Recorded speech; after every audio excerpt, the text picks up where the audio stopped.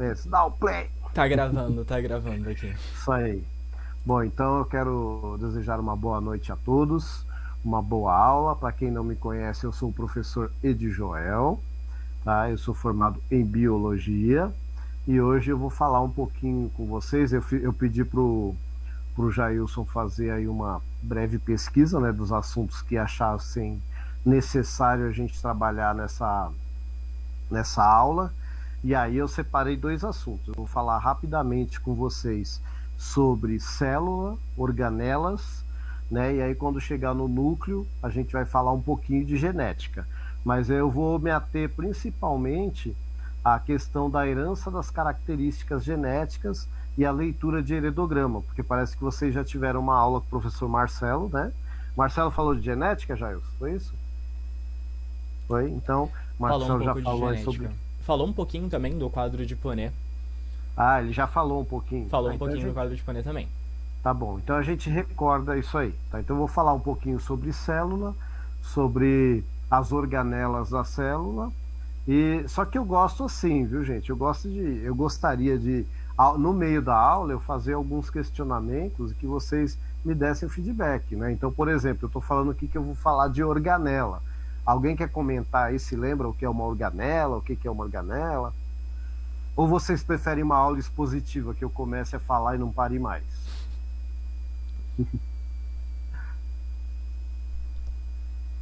Tchan, tchan, tchan, tchan. Eu lembro de umas coisinhas.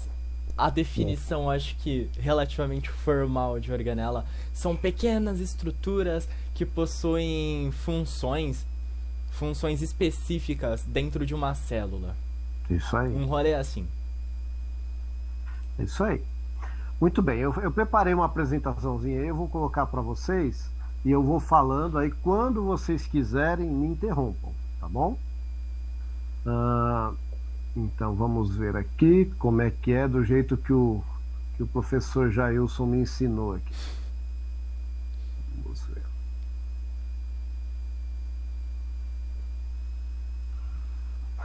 Muito bem. Então tá aí o título que eu coloquei para a aula, componentes das células e genética. Estão conseguindo ver aí?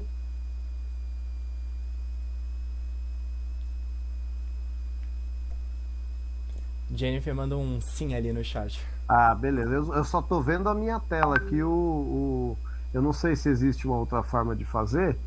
Eu vou ficar de olho na apresentação, tá?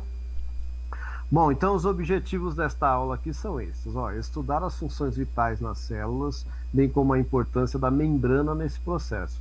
Estudar a organização celular com característica fundamental de todas as formas vivas, bem como as organelas celulares. E analisar a transmissão das características hereditárias por meio de um heredograma. Bom, a primeira coisa que eu quero que vocês entendam, né, é que quando eu falo aqui, ó, de funções vitais, aqui, ó, funções vitais, vamos lembrar o que é função vital. Tá? Função vital é tudo aquilo que me mantém vivo, tá bom? Respirar, me alimentar, tá? Então, a célula, a gente tem que lembrar que ela é a menor parte viva, né, do ser vivo, tá? Então, se eu fosse diminuir o meu corpo, qual é a menor parte do meu corpo que ainda tem viva? Uma célula, tá? Basicamente é isso. Então, a célula, se ela está viva, ela também precisa respirar, também precisa se alimentar, tá bom? E precisa fazer ali os metabolismos, as funções vitais, né? As coisas que a mantêm viva. Bom, existem basicamente dois tipos de células, tá bom? Então, a gente vai ter as células eucariontes, né? Está aqui, ó, a célula eucarionte e a célula procarionte. Qual é a diferença entre célula eucarionte e célula procarionte? A célula procarionte, ela não vai apresentar carioteca. Nossa, professor, o que é carioteca? Carioteca é a membrana que envolve o núcleo aqui, ó. Essa membraninha aqui chama carioteca. Tá bom? Então, essa aqui é eucarionte, porque ela tem uma membrana envolvendo o núcleo. Então, eu, em grego, quer dizer verdadeiro. Eu estava brincando até aqui com o Jails, falando que a gente vê as coisas e parece que é grego, e é mesmo. Eu quer dizer verdadeiro.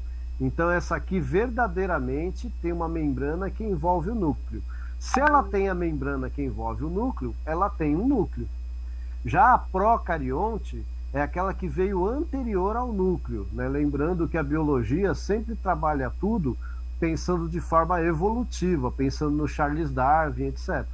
Então, a gente acredita que a célula eucarionte evoluiu da célula procarionte. E eu já até adianto para vocês que, por exemplo, a mitocôndria, que é uma organela aqui na célula responsável pela respiração da célula, acredita-se que ela foi uma célula procarionte que um dia entrou para dentro da célula aqui e começou a viver com ela, um processo de simbiose, tá? Então, lembrando, o que é uma célula eucarionte? Célula que possui núcleo. Célula procarionte, a célula que não possui núcleo. Por exemplo, bactérias. Todas as bactérias são procariontes, tá bom? Bactérias, eubactérias e arqueas, que chamam, né? E todos os outros seres vivos, unicelulares e pluricelulares, que não estão no reino das bactérias, ou no domínio, né, das bactérias, nem de arquea, nem de arcobactéria, são eucariontes, tá? Então tá aqui, ó, deixa eu voltar aqui. Então aqui, ó, procarionte, bactéria, tá? Ó, a célula procarionte vai apresentar basicamente uma organela, tá bom? Essa bolinha aqui, ó, é um ribossomo. O ribossomo, ele é responsável pela síntese de proteína. Basicamente é a única organela que a bactéria vai apresentar. Ela não vai ter núcleo, o DNA dela vai estar espalhadinho aqui num nucleóide. Tá vendo? Aqui está escrito nucleóide, não está escrito núcleo. Esse sufixo aqui, oide, significa formato de. Então quer dizer que é uma coisa que tem formato de núcleo, mas não é núcleo. Ela pode ter um flagelo para se movimentar, né? Pode ter uma parede celular de uma composição química um pouquinho estranha, que é peptidoglicana. Peptídeo. Eita, parece do primeiro ano, né? Isso aqui é um G, tá? Peptidoglicana, é uma palavra só, viu? Então a peptidoglicana é que vai fazer essa paredezinha aqui, tá? Essa paredezinha aqui. É importante saber disso, professor? É importante. Pode ser que caia em vestibular, ainda mais que estamos falando muito de pandemia, né? Tudo bem que a pandemia é causada por um vírus que não tem nada a ver com bactéria, por isso que não tem remédio contra a bactéria ou contra protozoário que vá atacar um vírus, mas é embasado nessa parede celular, né, que se faz os medicamentos para a bactéria, né? E aí se a bactéria é gram positivo, é gram negativo, tá ligado a essa parede celular aí. Bom, o outro tipo de célula é a que compõe o nosso corpo e compõe todos os outros seres vivos, tá? A nossa célula vai ter membrana, vai ter o citoplasma, né?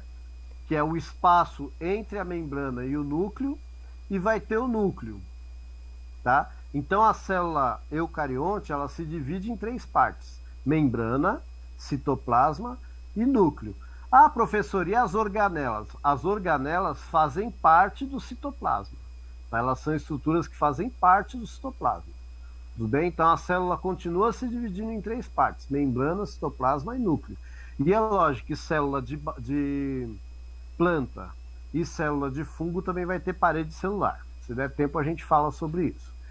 Bom, a membrana, eu vou falar bem rapidinho, que é meio que uma revisão, né? Mas a membrana, ela vai ser assim, ó. Se eu olhar ela no microscópio eletrônico, ela vai ter essas estruturinhas.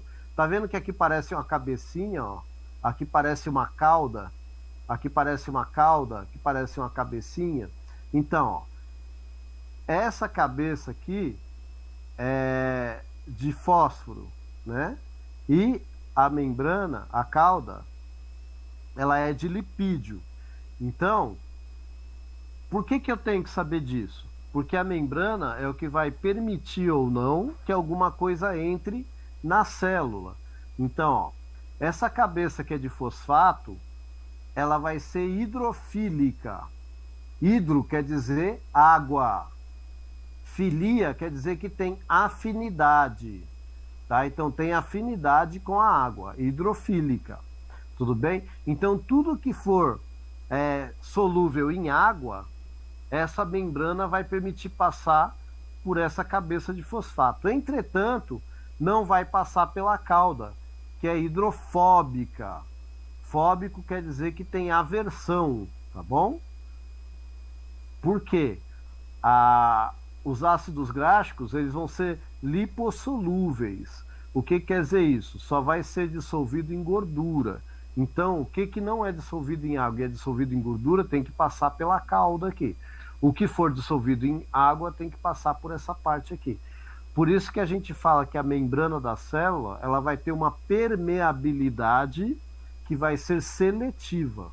Ou seja, a permeabilidade dela vai selecionar o que pode e o que não pode passar. E aí é só para você ver que tem várias estruturas que vão seguir essa linha de raciocínio aí, ó. Estruturas hidrofílicas.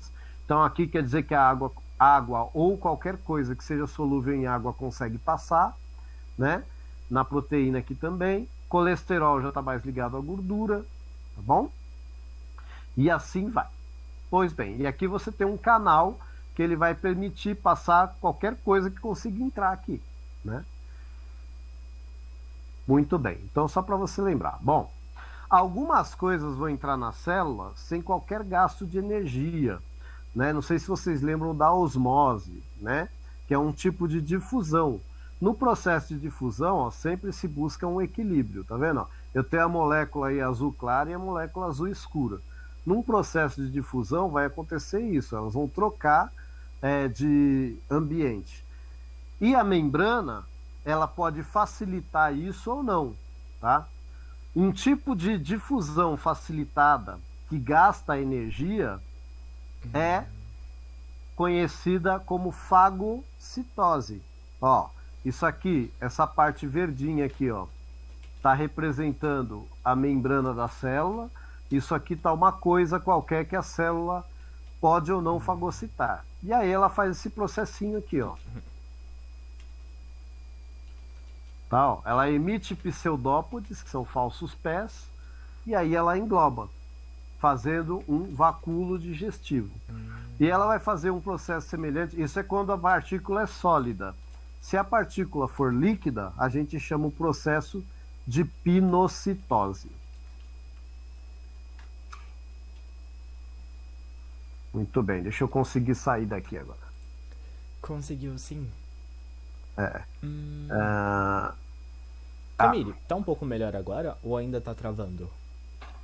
Oi? Pra Camille parece que tava travando um pouquinho. Tá. Eu quero saber se vocês ficaram muito assustados, quais as dúvidas que suscitou até aí, que eu tô aqui para responder. Você ia falar alguma coisa, Camille, antes?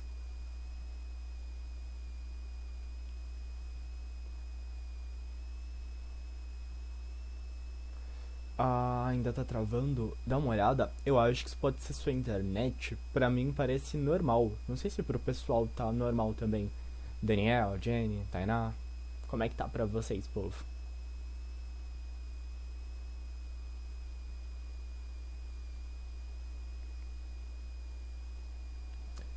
Pra Jennifer tá normal. Beleza, e com relação às dúvidas, eu posso prosseguir daí, que eu tenho medo de ser muita informação. Aí o povo se assustar e ir embora. Não, pelo que eu entendi da explicação, a gente tá estudando a estrutura das células, a gente tá estudando a composição delas. Então a gente começa com essa ideia de, olha, dá pra pensar aqui que a gente tem a carioteca, falando de uma célula eucarionte, que tem carioteca, a gente tem uma carioteca, um núcleo, a gente tem um citoplasma e a gente tem uma membrana. E aí, no caso, a gente viu um pouco das organelas, sobre os ribossomos, que fazem a síntese de proteína. A gente viu que nas células procariontes a gente não tem a carioteca. Por conta disso, em vez de um núcleo, a gente tem um nucleoide. uma coisa que tem um formato de núcleo ou algo parecido com isso, mas a composição de uma célula procarionte, a estrutura é diferente, porque as organelas que a gente tem lá são ribossomos, diferente de uma célula eucarionte, que teria várias outras organelas. Eu lembro de algumas, né? Tipo, complexo de Golgi, ou complexo gaugiense. Isso aí você já tá dando spoiler, eu vou mostrar ainda. Tá, não vou dar não vou dar tanto Não, spoiler assim. E a gente tem que lembrar que não sempre, mas normalmente, a célula procarionte vai ser bem menor do que a eucarionte. Inclusive, estima-se que a gente tem muito mais bactérias no nosso corpo do que próprias células do corpo, devido a esse tamanho diminuto das bactérias. Né? Interessante, bem interessante pensar nisso, né? Fica a dica pro pessoal, né? Nem tudo que é bactéria é ruim. Isso, aliás, a maioria é boa, né? E assim, gente, eu não vou falar hoje de vírus, tá? Depois, né, se for possível uma continuidade, eu já dei, o ano passado eu dei uma aula sobre vírus aqui no cursinho, se for possível a gente monta, mas você tem que lembrar que o vírus, ele é o único ser vivo acelular, ou seja, que não é formado por célula. A em grego quer dizer não. Então, o vírus é o único, tá? A primeira regra para eu considerar um ser vivo é ele ser formado por célula. A exceção à regra é o vírus, tá? E lá no ensino superior, eu não sei quantos que estão aqui querem seguir aí para medicina, para enfermagem e áreas da saúde, lá no ensino superior você vai ver até que há uma discussão se o vírus é vivo ou não. Mas para nós aqui, no vestibular, ele cai como um ser vivo acelular, ou seja, um ser vivo que não tem célula. Tá? Eu vou continuar a apresentação, aí eu vou fazer uma outra parada para ver se alguém tem alguma dúvida, tá bom? Vamos ver se eu consigo voltar aqui. Tela inteira. Certo. Peraí. Um momento, por favor. Pronto, eu esqueci de apertar o botãozinho. Tudo bem até aí, então? Tá aparecendo aí para vocês? Então, ó, no núcleo, se não estiver aparecendo, vocês avisam, tá? No núcleo vai estar todo o material genético, toda a coordenação da célula, inclusive que vai determinar quando ela deve se dividir, quando ela não deve, e vai estar a molécula de DNA, né? O ácido nucleico que carrega ali toda a receita para fazer outro igual a você, ou outro ser vivo igual àquele, tá bom? Essa informação é importante para o que virá depois. Então lembre-se que o material genético está aí, que quando a célula é do nosso corpo, a gente fala que ela é diploide ou 2N. Por quê? Porque ela carrega sempre o material genético duplicado, né? Uma cópia que vem do pai e outra cópia que vem da mãe. Vem lá enroladinho nos cromossomos, né? Não sei se vocês lembram, nós seres humanos temos 23 pares de cromossomos, tá bom? 23 vem do pai, 23 vem da mãe, 23 pares, tá? Mas já a gente volta nesse assunto. Bom, aí tem o ribossomo. Vocês podem ver que ele é uma organela que está dentro de outra organela, que está dentro desse azulzão aqui. Deixa eu pegar meu lapisinho aqui. Que ele está dentro desse azulzão aqui, ó, que é o retículo endoplasmático rugoso. Por que ele é rugoso? Por causa dos ribossomos. Então, os ribossomos, os mesmos que vocês viram lá na bactéria, onde eles estão aqui? Juntos do retículo endoplasmático rugoso, e é o retículo endoplasmático rugoso que vai fazer a síntese de proteínas, lembra? Tá bom? Então, por quê? Por causa do ribossomo. Muito bem. Hoje eu não vou falar de síntese de proteína também. Se quiserem, a gente marca uma aula para falar disso, que é um assunto bem bacana também. Bom, vesículas são para guardar diferentes coisas, é como se fosse um depósitozinho, tá bom? O retículo endoplasmático rugoso, já falei. Complexo de Golgi. O que o complexo de Golgi faz? Ele armazena e distribui. O quê? O que a célula está produzindo. Por exemplo, proteína produzida pelo retículo endoplasmático rugoso, o complexo de Golgi pode armazenar e, quando for preciso, ele libera ou para a célula ou para fora da célula. Tá? Citoesqueleto vai dar forma à célula. Tá? Retículo endoplasmático liso, ele é diferente, não vai ter ribossomo, então ele não vai fazer proteína, ele vai fazer lipídio, gordura. Liso, gordura. Lembra que gordura escorrega, né? Então é liso. Então o retículo endoplasmático liso vai produzir gordura, lipídio, tá bom? Poxa, então a gente produz gordura? Produz bastante. Mitocôndrias, importantíssimas. Mitocôndria responsável pela divisão celular, né? Então, o que que tem que entrar na mitocôndria aí do seu corpo? Na mitocôndria do seu corpo tem que entrar oxigênio, tem que entrar água, Açúcar. apesar que ela vai produzir água também, viu? H2O, ficou bonitinho, né? E tem que entrar açúcar, C6, H12, O6, para você produzir energia. O que que tem que sair, ó? Flechinha entrando, flechinha saindo. ATP, que é a molécula de energia, gás carbônico e também sai água, tá bom? Porque a água é um resíduo de. Essa água ficou legal, né? É um resíduo de. Quando há combustão. E o que vai acontecer aqui? O oxigênio vai entrar na mitocôndria para queimar o açúcar para produzir energia. Tá? O açúcar é o seu combustível. Então, para você falar, andar, pensar, para o seu corpo se manter vivo, você tem que gastar energia. Só que o açúcar não entra sozinho aqui. Ele precisa de um hormônio chamado insulina para mandar ele para dentro da célula. Tá bom? Bom, vacúolos também vão guardar coisas e distribuir. Células vegetais e protozoários podem ter, e algas também unicelulares podem ter vacúolos para guardar água, vacúolo pulsátil que libera água e absorve água para o protozoário boiar, flutuar ou afundar, igual um submarino, só para vocês terem ideia, tá?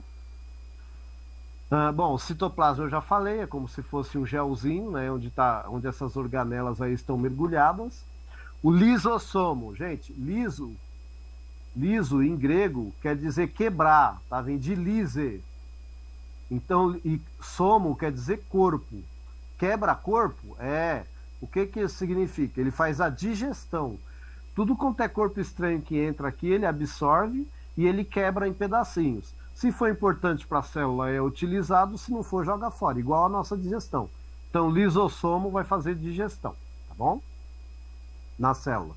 Os centrossomos, eles vão ter muitas funções, tá? Inclusive, vão formar flagelos, formar algumas estruturas na célula, tá bom?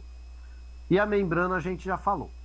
Bom, eu separei esse aqui, que é uma organela tão importante quanto a mitocôndria, que é o cloroplasto, que você vai encontrar nos vegetais e em algumas algas talvez, que é onde é feita a fotossíntese. Tá? Hoje eu não vou entrar no detalhe, mas para você lembrar que a organela cloroplasto nos vegetais é onde será feita a fotossíntese, tá? Que é aquele processo em que a planta produz açúcar, né? E nesse processo o resíduo é o oxigênio. E a gente utiliza tanto o açúcar quanto o oxigênio, e a planta também utiliza, tá bom? Muito bem, então voltemos para o núcleo. Mas antes de eu começar a falar aqui, eu vou começar a falar um pouquinho de meiose, de divisão celular. Eu quero saber, o meu ele demora um pouquinho para voltar aqui, mas eu quero saber se alguém tem alguma dúvida até aí.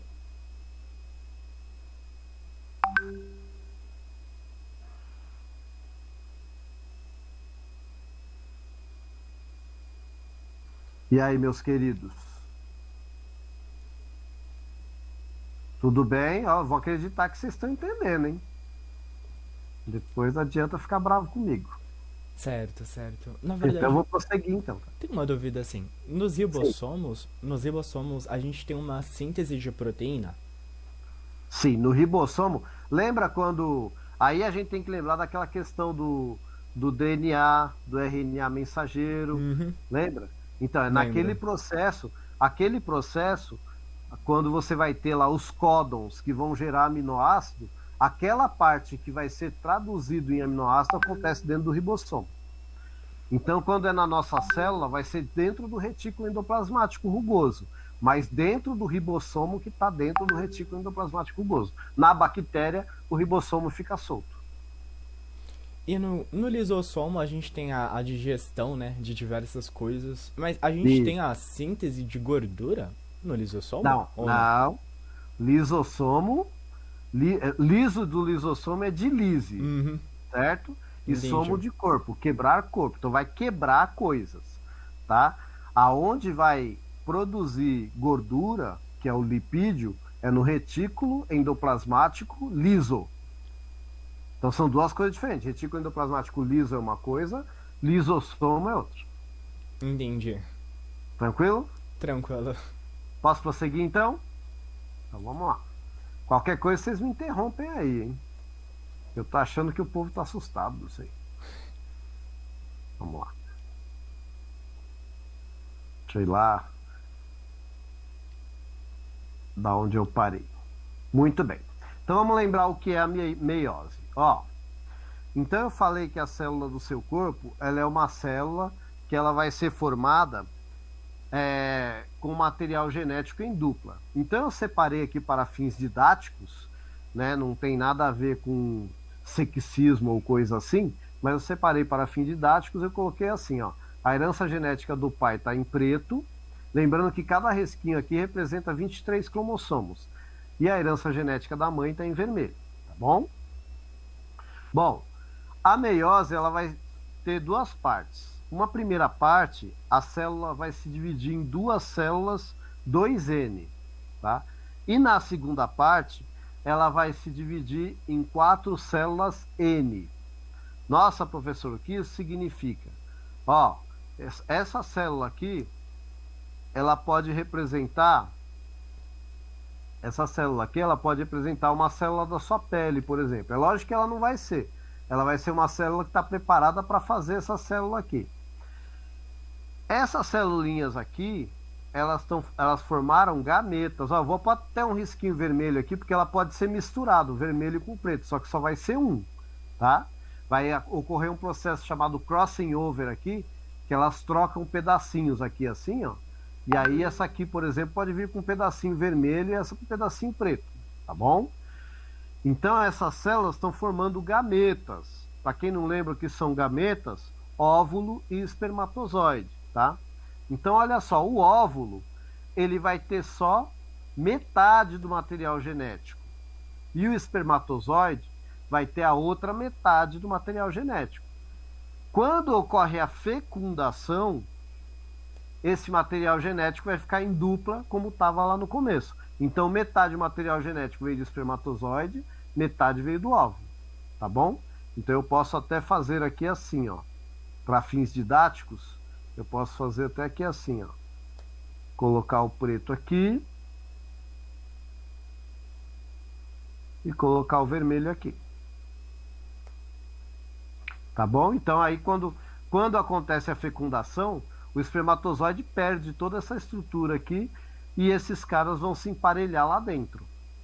Nesse momento, já se determinou cor do olho, cor da pele, se vai ser alto, se vai ser baixo, até algumas doenças genéticas já vão estar determinadas no momento desse emparelhamento aí que acontece na hora da fecundação.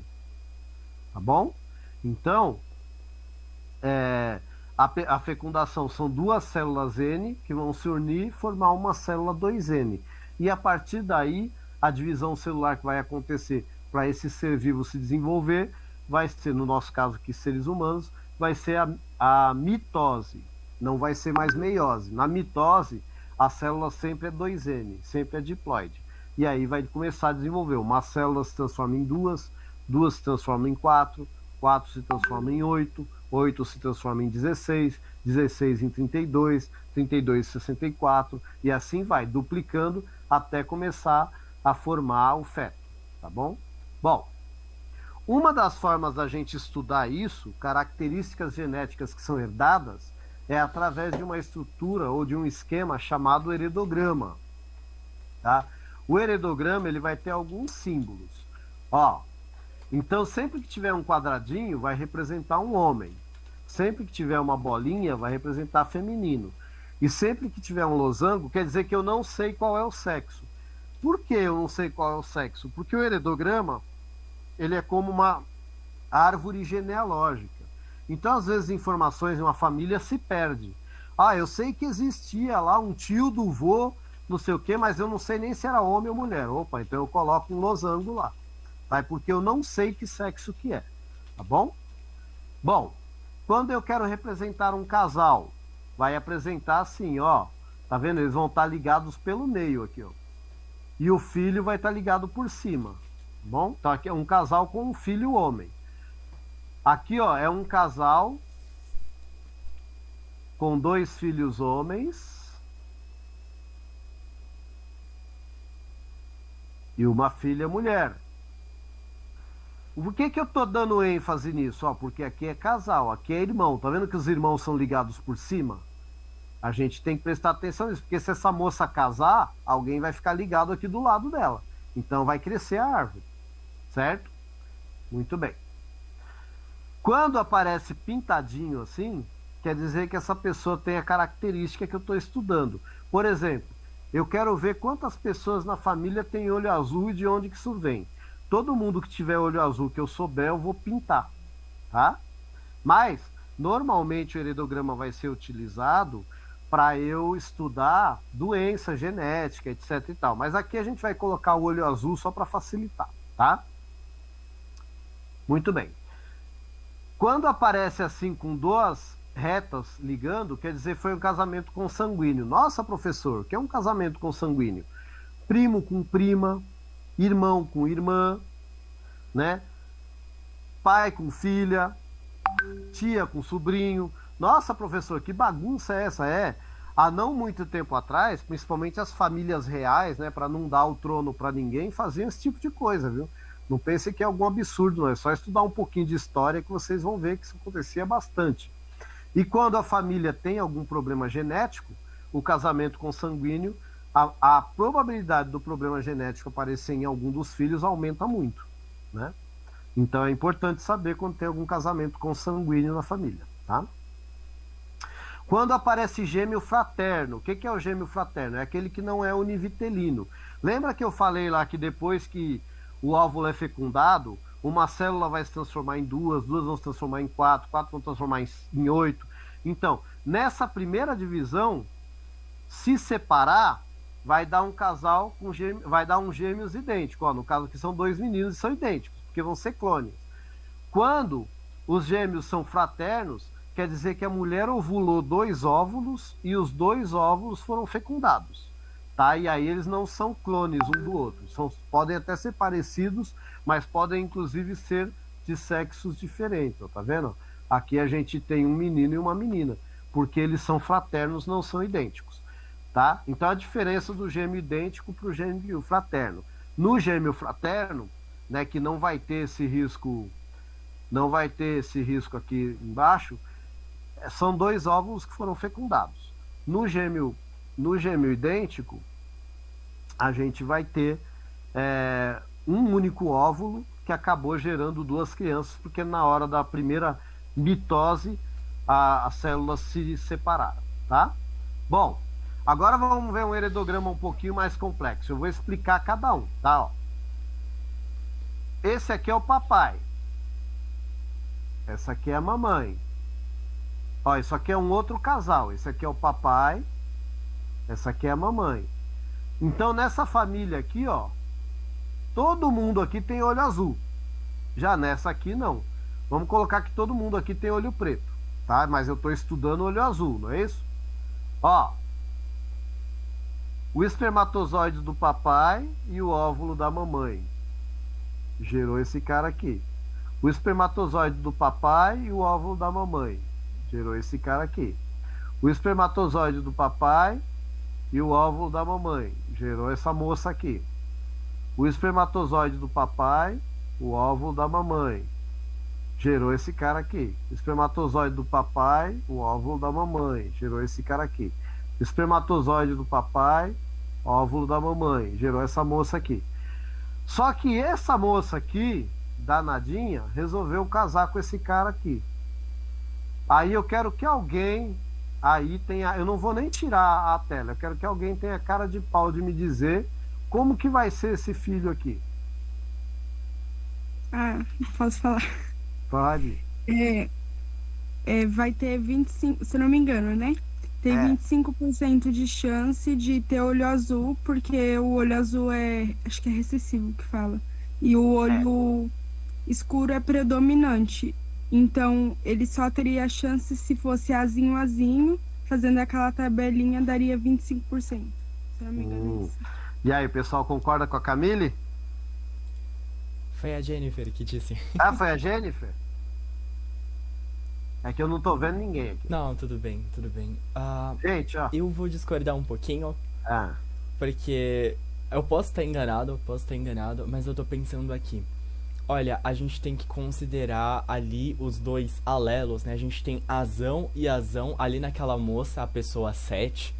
E na pessoa 8, naquele rapaz, a gente tem azinho, azinho. Eu tenho que Isso. pensar que aquela pessoa 11, ela vai ter um alelo daquela moça ali 7 e o alelo ali daquele rapaz ali 8. Independente da combinação que eu tiver, eu sempre vou ter um azão. Porque um alelo sempre vai vir ali da pessoa 7 e a pessoa 7 só tem azão, então todas as possibilidades são de ter azão. E ali, o segundo alelo ali, considerando do rapaz, né, a pessoa 8, sempre vai ser um azinho, porque ele é azinho, azinho. E aí eu sempre vou ter um azão e um azinho. E como a característica de ter olho azul, que nem a Jenny falou, é uma característica recessiva, tá ligada a um alelo recessivo, então Isso. essa característica de ter olho preto, por exemplo, ela é dominante. O que que isso significa? Significa que se a gente tem os dois, se a gente tem o azão e o azinho, quem predomina, por isso que é dominante, é o azão. No caso, a característica de ter olho preto. Então essa pessoa, ela vai ter olho preto por conta disso. Perfeito, maravilhoso. E assim, ó, Jennifer, o seu raciocínio tá certo, mas para uma outra situação que eu ainda vou mostrar, não para essa. Tá, para essa aqui é exatamente o que o Jailson falou. E é assim, ó. Foi um raciocínio muito bonito, inclusive. Oi? Foi um raciocínio muito bonito. É, diga-se de passagem. E ó, e o que acontece é o seguinte: todo mundo aqui, peraí que aqui achei. A minha ponta aqui some aqui. É assim, ó, você tem que ver o seguinte: todo mundo aqui é azão. Então esse cara só pode ter espermatozoide, essa moça aqui só pode ter óvulo azão. Todo mundo aqui é azinho. Esse cara aqui só pode ter espermatozoide azinho. Então lembra que tem que ser um óvulo e um espermatozoide para poder fazer uma nova pessoa. Então essa pessoa aqui vai ser azão azinho.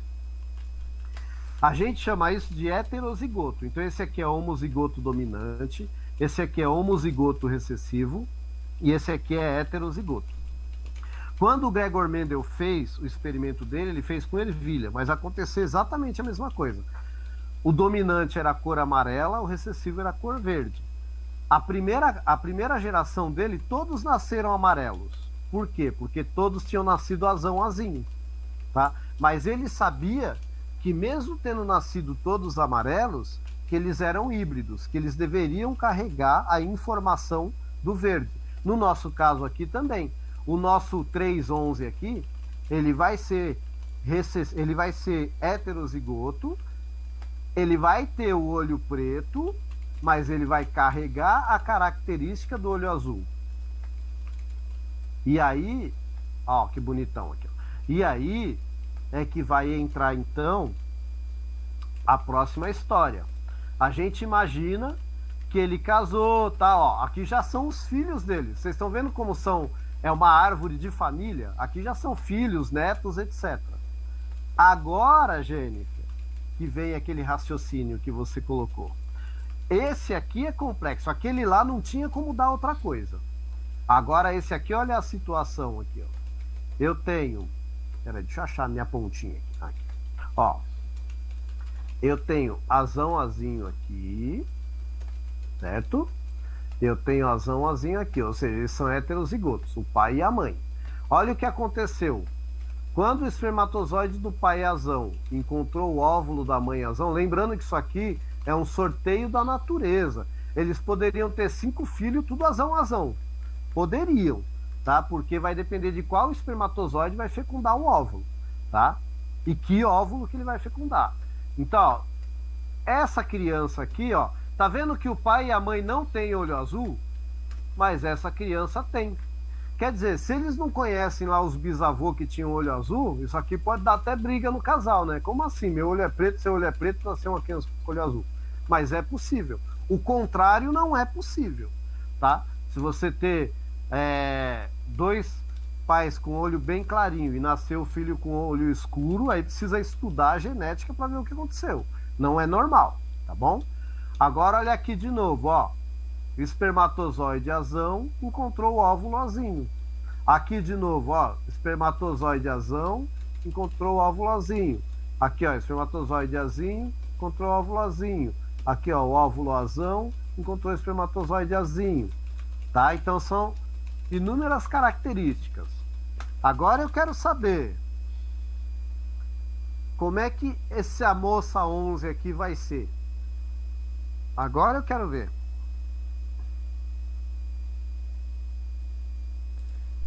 Agora, Eu nesse acho que caso, dessa vez tem que tá considerar o certo que que a eu falei, Jennifer né? disse. Porque eu tô me confundindo. Perfeito. Agora tem que considerar o que ela disse. Isso. Aí a gente entra no quadro de Punnett. A gente tem que lembrar, ó, que aqui está representando o óvulo e aqui está representando o espermatozoide. Aqui está representando o óvulo e aqui está representando o espermatozoide. Então, é probabilidade, tá? Ó, eu tenho, olha só, se encontrar esse espermatozoide com este óvulo, azão.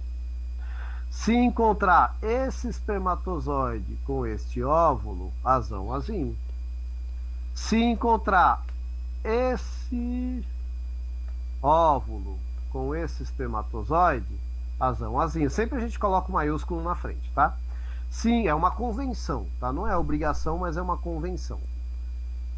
Sempre que se esse óvulo encontrar esse espermatozoide, então, ó, a possibilidade aqui, e agora eu quero que vocês atentem para uma coisa, tá?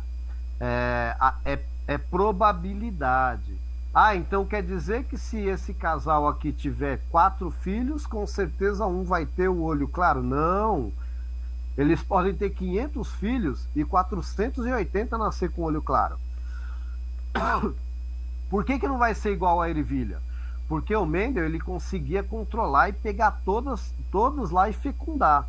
Quando a gente fala de ser humano, a gente não consegue fazer isso, né? Então vai ser sempre um sorteio da natureza, tá bom? E a gente tem que lembrar que o Mendel era matemático, né? Ele foi muito meticuloso quando ele foi fazer. Tanto é que a genética é a parte mais exata que tem na biologia, é a genética, né?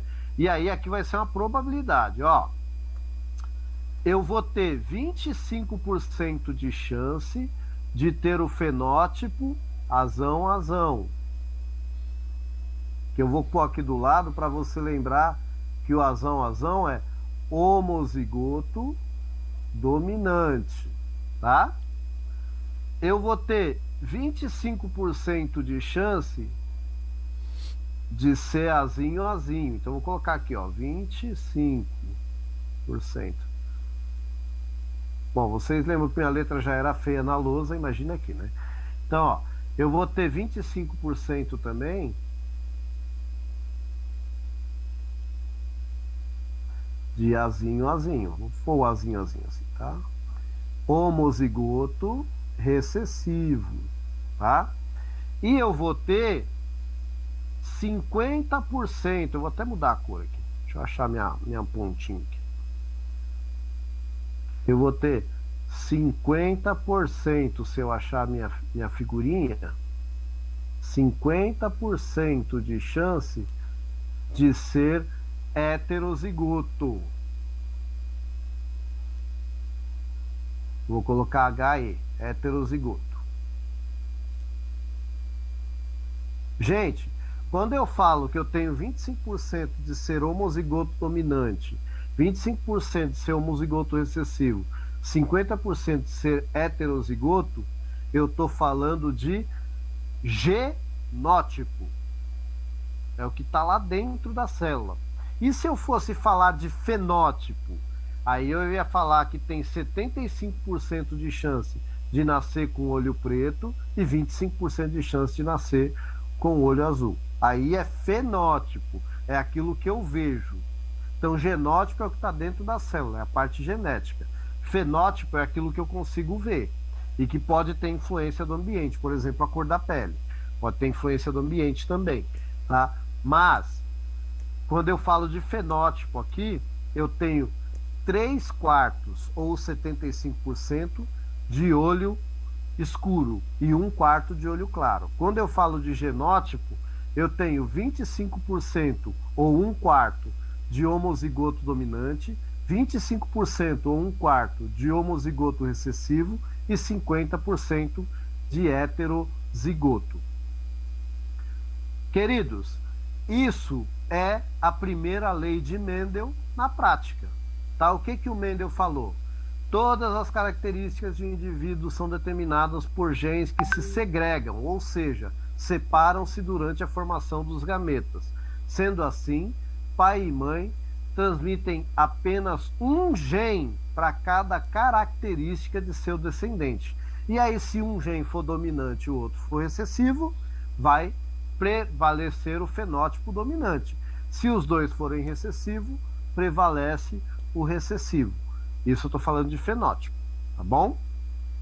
Essa é a primeira lei de Mendel. A segunda lei de Mendel, ela diz que essas características são independentes, tá? Eu posso ter cabelo preto e olho azul, né? Eu não sou obrigado a ter cabelo loiro para ter olho azul. Então, o Mendel fala isso também. A segunda lei dele vai falar que essa lei ela é independente, que os genes são independentes. Lembrando que o gene, né, daí que vem o termo genético, é um pedacinho lá do DNA que vai dar origem à característica. Tá? Então, numa molécula de DNA, eu vou ter milhares de genes lá para as milhares de características que nós temos no nosso corpo. A gente só falou de uma, que é o olho. Seria tipo um sorteio para cada característica? Tipo... Um sorteio para cada característica. E a gente tem que lembrar que existe polialelia. Eu estou falando aqui, mas aí sempre vem aquela discussão. Mas tem gente que tem um olho claro e outro escuro. Tem gente que tem o olho verde e acastanhado. É porque, na verdade, você pode ter a combinação de mais de 2 genes, tá? Que a gente não vai entrar nesse detalhe hoje. Mas tem também, tá? Então aí já é outra situação, tá bom? Gente, foi isso que eu pensei para hoje. Ó, esse material o Jailson tem, tá? Inclusive tem aqui o meu contato, se caso alguém sentir a necessidade, né, de falar comigo alguma coisa. Não prometo atender de imediato, porque sabe como é. Primeiro que quem me conhece sabe o quanto eu não gosto de rede social, então assim, pode ser que eu demore um pouco para responder, mas eu respondo, tá bom? Legal, caramba. E aí? Muito nostálgico ver esses rolês de genética, assim, os quadros de planeta. Pessoal, tem alguma coisa a dizer? O Daniel, Camille, a Jennifer? Só agradecer pela aula. Eu gostava muito das aulas do Diel, então foi bom matar saudades. Opa, obrigado. Eu também fiquei muito feliz de reencontrá-los aqui, né? Eu não vejo a hora dessa pandemia acabar para a gente poder dar uma parecida lá na escola, tal. O Centro de Mídias ele está com um projeto que a gente vai começar a visitar as escolas, né? Eu por enquanto escolhi umas 2 escolas aqui do lado de casa, mas em breve pode ser que eu apareça. Mas acho que seria legal se a gente já tivesse melhorado essa questão da pandemia para poder fazer um encontro, né? Acho que ia ser bacana. Mandei os slides já lá no grupo. Ah, valeu. A Jennifer falou que já me viu na TV aí. A galera vai me reconhecendo aí. Para quem quiser assistir as minhas aulas, a sexta-feira agora tem, mas normalmente é segunda-feira, no canal 2.3, né, amor? 2.3, que é o Cultura e Educação. Tá? Então quem tem TV digital, você colocar na TV aberta, canal 2.3. As minhas aulas são segunda-feira, o sexto ano, sétimo ano, oitavo ano, não. Normalmente é matemática, a minha, e depois arte. E nesta sexta-feira eu também terei aula. Sexta-feira sim, sexta-feira não, eu tenho. Então eu terei aula, acho que a partir das 7h30 da manhã. E aí depois, é sempre assim, a minha aula mais duas, aí depois tem a minha de novo, mais duas, e é aula ao vivo. Eu estarei no estúdio ao vivo, e apesar de ser sexto ano, sétimo ano, oitavo ano, nono ano, eu acho que para quem vai fazer vestibular, tem muita revisão que é legal. Eu acho que assim, às vezes uma coisa que a gente não está entendendo no cursinho, não está entendendo na escola, a gente revisa lá na quinta série, na sexta série, a gente acaba recordando, fala, é disso aqui que o professor estava falando, agora melhorou.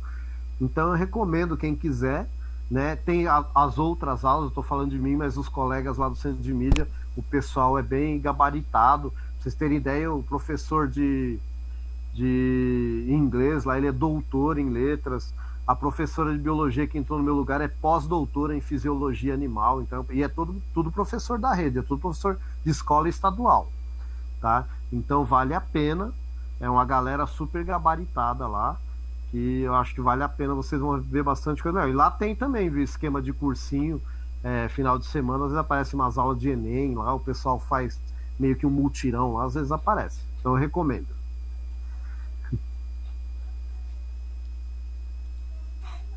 Caramba, mal maneiro isso aí, muito maneiro.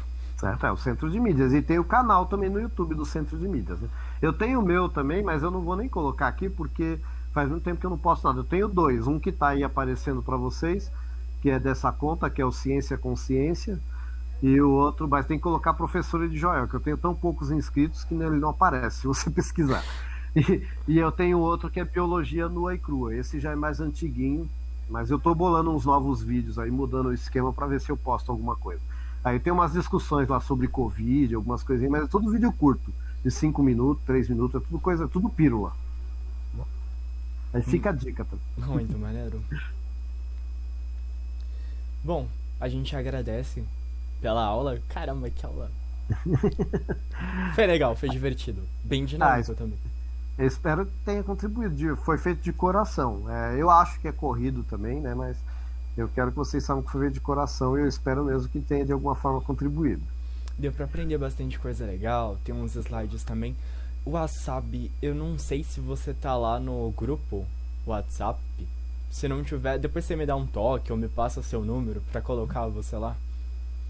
Eu não sei se você tá lá, Daniel, no grupo WhatsApp. CPNM no topo. Ah, tá. Você tá lá. Ah, beleza, então. Tranquilo. É que por lá, eu acho que por lá você não tá com o nick de Wasabi 21. Mas é isso. Se alguém tiver alguma coisa a comentar, agora é o momento. Vou dar o stop na gravação. Pessoal que acompanhou a gravação até aqui, um forte abraço, muita satisfação e fiquem bem. Isso aí.